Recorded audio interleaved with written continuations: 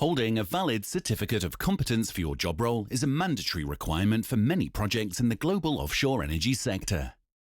MTCS Certificates of Competence are issued after successful completion of one of the following assessment and verification processes. They include Grade Assessment, Individual Competence Assessment, or renewal of a certificate using the Grade Assessment Renewal Process or GA Renewal. All of these processes require you to be actively working in the offshore industry. Here, however, lies a problem for some people and raises a question that MTCS are often asked. How do I get a Certificate of Competence if I have not been actively working in my job role through no fault of my own?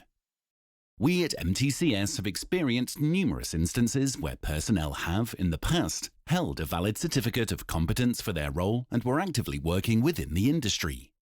However, in recent times, a number of factors have now left these individuals without work for many months. In recent years, the main reason has been due to COVID-related issues. However, before that, downturns in the industry, typically due to global oil prices, was another major factor. Whilst contracting companies quite rightly require people to hold a valid Certificate of Competence for their job role, there is no provision for individuals who cannot work for reasons beyond their control.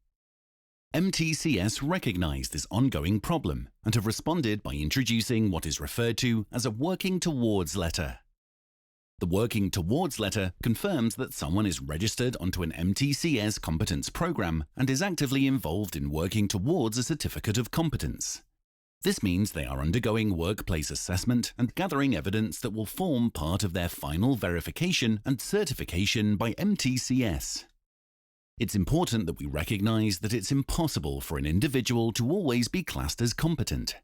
They must be given the opportunity to learn and develop skills in a job role in order that they can eventually become competent.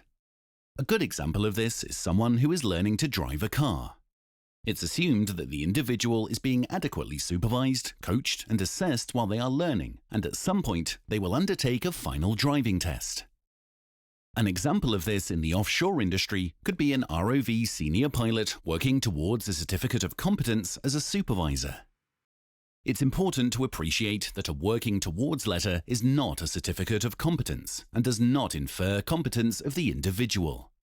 It does, however, provide an opportunity for someone to rebuild knowledge and skills and re-demonstrate competence in the role in which they previously worked.